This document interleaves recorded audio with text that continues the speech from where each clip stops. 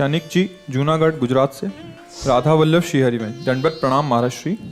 महाराष्ट्री, पिछले 5 सालों से जीवन में अंधकार छाया हुआ है, कभी भी सफलता नहीं मिल रही है। जीवन में आगे क्या करूं क्या ना करूं समझ नहीं आ रहा। सफलता किसे माना है आपने? महाराज जी, श्री जी मैं पढ़ाई पूरी की और मैंने श्री जी से कहा कि मैं अब क्या करूं। तो उन्होंने मुझे कुछ संकेत दिए थे कि आप सरकारी में जाइए और प्रभु की सेवा करिए। फिर सफलता नहीं मिल रही उसमें एग्जाम में, और अब है आप हमारी बात समझिए। आपको श्री जी ने संकेत किया और आप सफलता नहीं प्राप्त कर, दोनों बातें झूठी है ना, दोनों बातें झूठी हैं।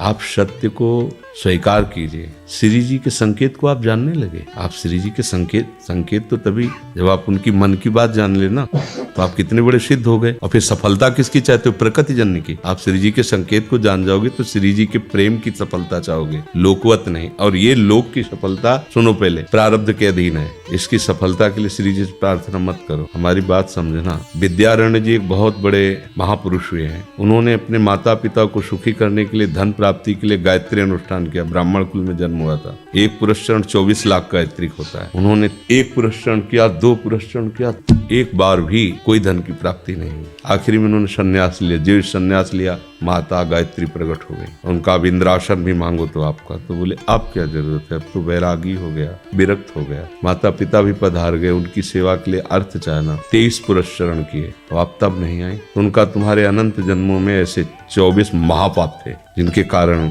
मैं नहीं आ पा रही थी। अब वो 23 पुरण से चरण से नष्ट हुए, पुरस्चरण से, और 24वां तुमने संन्यास लिया। तो अब आप जो चाहो पर, बोले अब चाहिए ही नहीं, क्योंकि अब सन्यासी हो गए, अब तो ब्रह्म प्राप्ति के लिए। तो इससे आभास होता है कि अगर हमारा बुरा प्रारब्ध है तो हमको भोगना पड़ेगा। हम कितना भी प्रयास करें वो हमें, तो हम क्या करें इसमें जिससे हमें परम शांति हो। प्रभु के नाम का जप करते हुए उन पर दृष्टि लगाएं कि प्रारब्ध से हमारा भरण पोषण शरीर का भले, ये हमारा भरण पोषण आपसे होगा ना। तो वो एक ऐसे हैं जो आपके प्रारब्ध को भी मिटा देंगे। वो ऐसे शरणागत वत्सल हैं, ये सब लिखा पढ़ी अलग कर देंगे। सुदामा जी को दरिद्रता का योग था।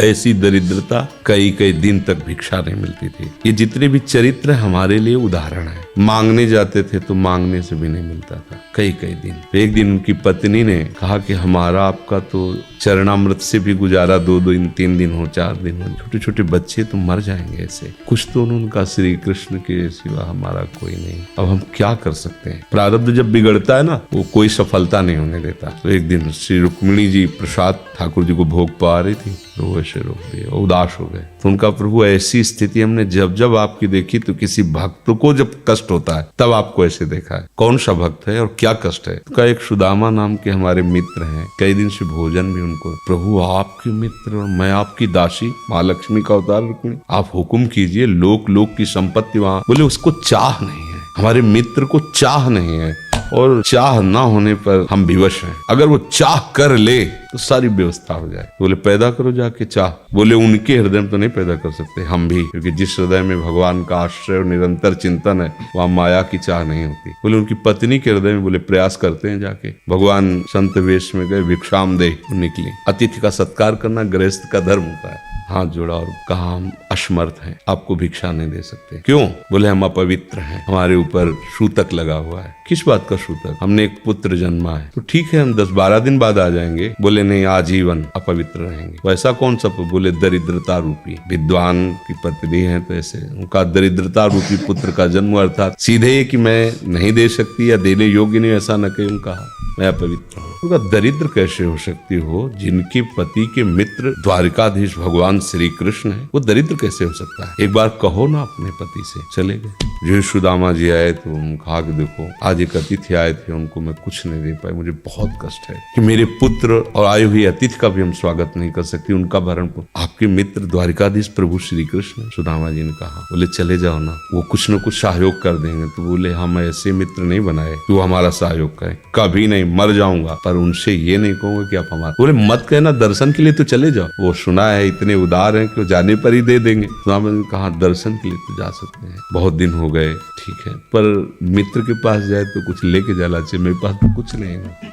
पड़ोस में जैसे किसी से मांगने गई तो, अरे समय जब बिगड़ता कोई नहीं होता साथ। एक ने थोड़ी उदारता दिखाई तो चावल पछोरने पर जो आगे कणका होते चावल के, जो प्राय वो लिए सुदामा जी ने कहा हमारे प्रभु भाव के भूखे हैं, कुछ ले जाएंगे, खाली हाथ तो नहीं है। पोट्री में सारांश में बता रहे हैं। द्वारपालों ने देखा कि हड्डी हड्डी शरीर में कई जगह से फटे वस्त्र, बीमारी फटी हुई, तो दिखाई दे रहा था दरिद्रता की मूर्ति है। तो उनका किससे मिलना है तुमको? तो उनका श्री कृष्ण से। बोले संभाल के बोलो, क्योंकि पार्षद है, अनंत कोट ब्रह्मांडों के नायक प्रभु के ऐसे बोले कोई श्री कृष्ण को ऐसे गली आए। उनका जाके तो तुम बोलो ना, श्री कृष्ण से जाके कह दो कि एक सुदामा नाम के ब्राह्मण आए हुए। पार्षद वो प्रभु बड़ा अजीब आदमी है, आपका नाम बिना किसी सभ्यता के ले रहा है। वो कह रहा श्री कृष्ण से कह सुदामा, कूद पड़े, भगवान दौड़े। वो पार्षद वो सब की ब्रह्मा जी शंकर जी आते हैं तो वहाँ खड़े रहते हैं घंटों, भगवान ऐसे भागे। सुदामा जी को पता था ना, हमारे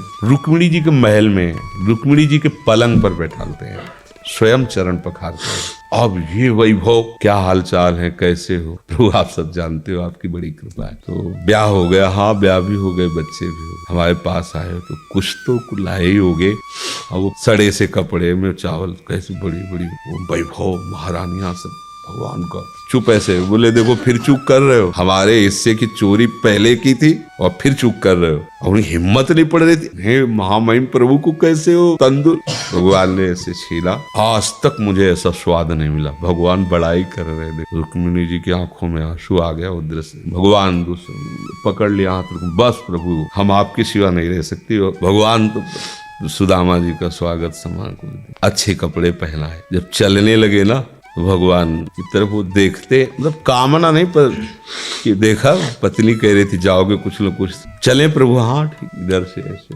चले जाना, हाथ भी खाली। प्रभु ने कहा देखो ये कपड़े जो है ना महंगे हैं, रास्ते में तुम्हें चोर बदमाश तुम अपनी पोशाक पहने इनको उतार दो। बोले बड़ी कृपा। कपड़े भी उतार दिए और रास्ते में सोचे देखो निगेटिवली सोच रहे, मेरे श्री कृष्ण मुझे कितना प्यार करते हैं। उन्होंने इसीलिए नहीं दिया कि दरिद्र कहीं संपत्ति पाकर मतवाला होकर मुझे भूल न जाए, मुझे कितना प्यार करते हैं। प्रभु के प्यार में मगन होकर सुदामा पूरी खड़ी जैसे द्वारिका। तो उनको भ्रम हुआ कि मुझे लगता है चलते चलते मैं पुनः द्वारिका आ गया। तो वहां पूछ रहे हैं कि ये भगवान के पास विधाता है, उनका प्रभु ये तो गलत हो गया, इनके भाग्य में हमने लिखा था क्षय श्री, ऐश्वर्य का नाश, जीवन में नहीं ऐश्वर्य, क्षय श्री। भगवान ने उसका उल्टा कर दिया यक्ष श्री।